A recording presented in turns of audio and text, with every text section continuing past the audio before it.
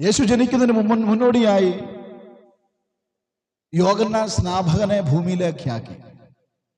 Hallelujah. വിശ്വാസ സ്നാനത്തിലൂടെ ജനത്തെ മാനസാന്തരത്തിലേക്ക് നയിക്കുകയാണ്.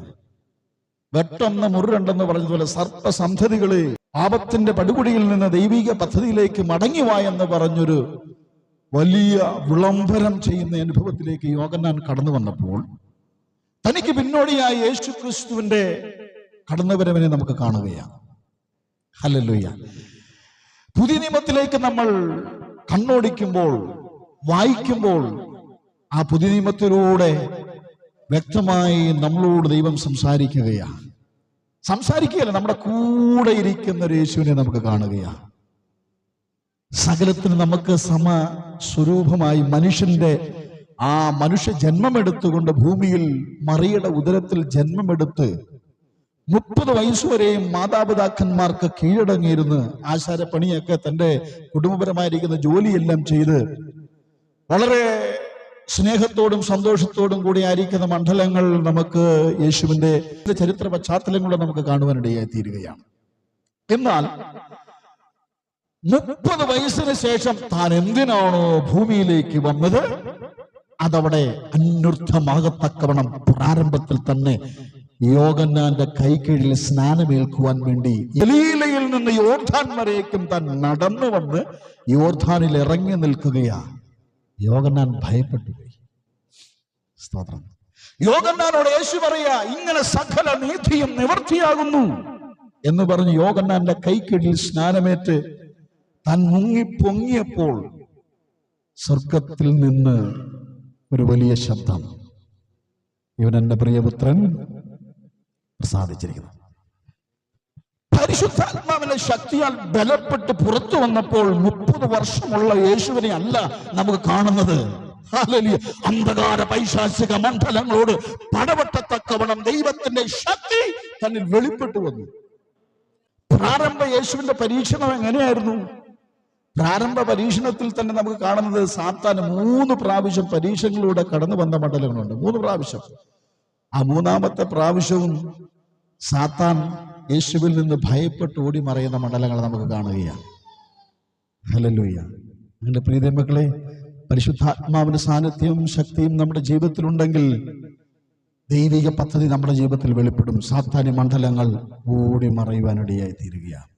നാം അക്കരയ്ക്ക് പോക എന്ന് പറഞ്ഞ് യേശുവും ശിഷ്യന്മാരും മുമ്പോട്ട് പോകുമ്പോൾ നടുക്കടലിൽ തള്ളിയിടുന്ന മണ്ഡലങ്ങൾ കടന്നു വന്നു. അങ്ങനെ ഭാഗികമായിട്ട് ഞാൻ പറയാം, നമ്മുടെ ജീവിതത്തിൽ തിക്താനുഭവങ്ങൾ കടന്നു വരുമ്പോൾ നമ്മൾ കാണുന്നത് ഒരു പനിയായിട്ട് കാണും, ഒരു ജലദോഷമായിട്ട് കാണും, ഒരു ആക്സിഡന്റ് ആയിട്ട് കാണും, ഒരു വീഴ്ചയായിട്ട് കാണും. അങ്ങനെ പല മേഖലകൾ കാണുമ്പോൾ അതിന് പിന്നിൽ പ്രവർത്തിക്കുന്ന അന്ധകാര പൈശാചിക മണ്ഡലങ്ങളുണ്ട്. ഹല്ലേലൂയ.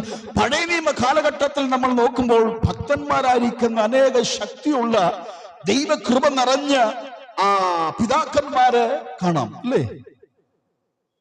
ദാവീദ്, മോശ, അബ്രഹാം, ഏലിയാവ്. ഇവരുടെ മുമ്പിൽ ഏതെങ്കിലും ഭൂതം വെളിപ്പെട്ടു വന്നിട്ടുണ്ടോ? ഹല്ലേലൂയ. ഭൂതങ്ങൾ വെളിപ്പെട്ടു വന്നിട്ടില്ല. ഭൂതങ്ങൾ വെളിപ്പെട്ടു വന്നത് പുതിയ ശുശ്രൂഷയിൽ പരിശുദ്ധാത്മാവിന്റെ നിറവിന് ശേഷമാണ്. ഭൂതങ്ങൾക്ക് ഒതുങ്ങിയിരിക്കുവാൻ കഴിയുന്നില്ല. ഭൂതങ്ങൾ അലറിക്കൊണ്ട് പുറത്തു വരുന്ന മണ്ഡലങ്ങളാണ്. ഹല്ലേലൂയ. അബ്രഹാമിന്റെ തന്റെ ജീവിതത്തിലും ഒന്നും അത്ഭുതങ്ങൾ സംഭവിച്ചെങ്കിലും ഭൂതങ്ങളൊന്നും തന്റെ ജീവിതത്തിൽ, തന്റെ ശുശ്രൂഷ, തന്റേതായിരിക്കുന്ന പരസ്യമായിരിക്കുന്ന മേഖലകളിൽ ഭൂതങ്ങളൊന്നും പുറത്തു വന്നില്ല. ഹല്ലേലൂയ. ഏലിയാവ് സ്വർഗത്തിൽ നിന്ന് തീയിറക്കിയതാണ്, എന്നാൽ തന്റെ മുമ്പിൽ ഒരു ഭൂതവും കീഴടങ്ങിയതായിട്ട് ചരിത്ര പശ്ചാത്തലത്തിലില്ല. ഹല്ലേലൂയ. മോശ എന്ന ദൈവപുരുഷന്റെ ജീവിതത്തിൽ അത്ഭുതങ്ങൾ സംഭവിച്ചിട്ടുണ്ട്. തന്റെ മുമ്പിൽ നിരന്നു നിന്നിരിക്കുന്ന വെള്ളത്തെ വിഭാഗിച്ചുകൊണ്ട് ചെങ്കടലിൽ കൂടെ ചെങ്കൽപാത ഒരുക്കി അക്കരെ എത്തിയിട്ടുണ്ട്. അവിടെയൊന്നും ഭൂതം വെളിപ്പെട്ടു വന്നിട്ടില്ല. എന്നാൽ യേശുവിന്റെ പരസ്യ ശുശ്രൂഷയിൽ മുൻപോട്ട് കടന്നു പോകുമ്പോൾ ഭൂതങ്ങൾ അലറിക്കൊണ്ട്, നീ ദൈവപുത്രനാണ്, ഞാൻ പൊക്കോളാവേ എന്ന് പറഞ്ഞ് ഓടി മറയുന്ന മണ്ഡലങ്ങൾ നമുക്ക് തിരുവചനത്തിൽ വ്യക്തമായി കാണുകയാണ്. ഇവിടെ അക്കരയ്ക്ക് പോകാമെന്ന് പറഞ്ഞ് അക്കരയിലേക്ക് തണ്ടുവലിച്ച് ശിഷ്യന്മാരും യേശുവും കടന്നുപോയപ്പോൾ യേശു കിടന്നുറങ്ങുകയാണ്. നടുക്കടലിൽ എത്തിയപ്പോൾ കാറ്റും തിരമാലകളും ആഞ്ഞടിച്ചുകൊണ്ട് മുൻപോട്ട് പ്രയാണം ചെയ്യുവാൻ കഴിയാതെ വണ്ണം സ്റ്റക്കായി നിൽക്കുന്ന മണ്ഡലങ്ങൾ ശിഷ്യന്മാർ ഭയപ്പെട്ടു പോയി. ശിഷ്യന്മാർ ഭയപ്പെട്ടിട്ട് പറയും, നാഥ, ഞങ്ങൾ നശിച്ചു പോകുന്നത് അങ്ങക്ക് വിചാരമില്ലേ? യേശുവിന് മനസ്സിലായി ഇത് ഭൂതത്തിന്റെ പരിപാടിയാ. അക്കരെ ഒരു 6000 ഭൂതം ബാധിച്ച ഒരുത്തൻ നിപ്പുണ്ട്. ഇതാ പ്രിയ മക്കളെ, നമ്മുടെ ജീവിതത്തിൽ വെളിപ്പെട്ടു വരുന്ന മണ്ഡലങ്ങൾ ആത്മകണ്ണാലെ കാണും, മനസ്സിലാകാം ഇതാരുടെ പരിപാടിയാന്നുള്ളത്.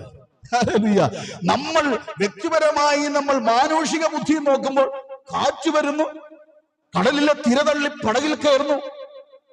ഉടനെ നമ്മൾ എന്ത് ചെയ്യും?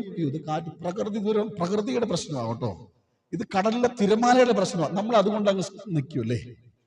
ഹല്ലേലൂയ. എന്നാൽ പരിശുദ്ധ പൂർണ്ണനായിരിക്കുന്ന സകലതും അറിയുന്ന യേശുവിന് മനസ്സിലായി ഇതിന് പിന്നിൽ പ്രവർത്തിക്കുന്ന 6000 ഭൂതം ബാധിച്ച ഒരു അന്ധകാര പൈശാചിക മണ്ഡലം അക്കരയുണ്ട്. യേശുവും ശിഷ്യന്മാരും അക്കരയിൽ നിന്ന് ഇക്കരയിലേക്ക് കടന്നു വരുന്നു എന്ന് പറഞ്ഞുകൊണ്ട് നടുക്കടലിൽ തള്ളിയിടുവാൻ വേണ്ടി 6000 ഭൂതം പദ്ധതിയിട്ടപ്പോൾ ഹല്ലേലൂയ, പൈശാചിക മണ്ഡലത്തെ തിരിച്ചറിഞ്ഞ യേശുവിന് മനസ്സിലായി ഇത് കാറ്റിന്റെ പ്രശ്നമല്ല, ഇത് കടലിന്റെ തിരതള്ളിക്കയറുന്ന പ്രശ്നമല്ല, മറിച്ച് ഒരു ഭൂതം അക്കരയുണ്ട്. നാളുകളായി കുടുംബത്തിൽ നിന്ന് വെളിയെ ഇറക്കിക്കൊണ്ട് ഹല്ലേലൂയ ആ ശവക്കല്ലറയിൽ കുടിയിരുത്തിക്കൊണ്ട് ദേശത്തെ ഇല്ലാതാക്കുന്ന മനുഷ്യന് ദേശത്തെ ഭയപ്പെടുത്തുന്ന വ്യക്തികളെ ഇല്ലാതാക്കുന്ന 6000 ഭൂതം അക്കരയുണ്ടെന്ന് മനസ്സിലാക്കി ശാസിച്ചത് കാറ്റിനെയും കടലിനെ ശാസിച്ചെങ്കിലും ശാസിച്ചത് എങ്ങോട്ടാ എത്തിയത്? ഭൂതത്തിന്റെ അന്ധകാര മണ്ഡലങ്ങളെ ബന്ധിക്കത്തക്കവണ്ണം ശാസിക്കുവാനിടയായി തീർന്നു. ഇന്ന് പകൽക്കാലം എന്നെ കേൾക്കുന്ന പ്രിയ ദൈവജനമേ, നമ്മുടെ ജീവിതത്തിൽ കടന്നു വരുന്ന അസ്വസ്ഥതയുടെ മണ്ഡലങ്ങളിൽ വ്യാപരിക്കുന്ന ഒരു പൈശാചിക മണ്ഡലങ്ങളുണ്ട്.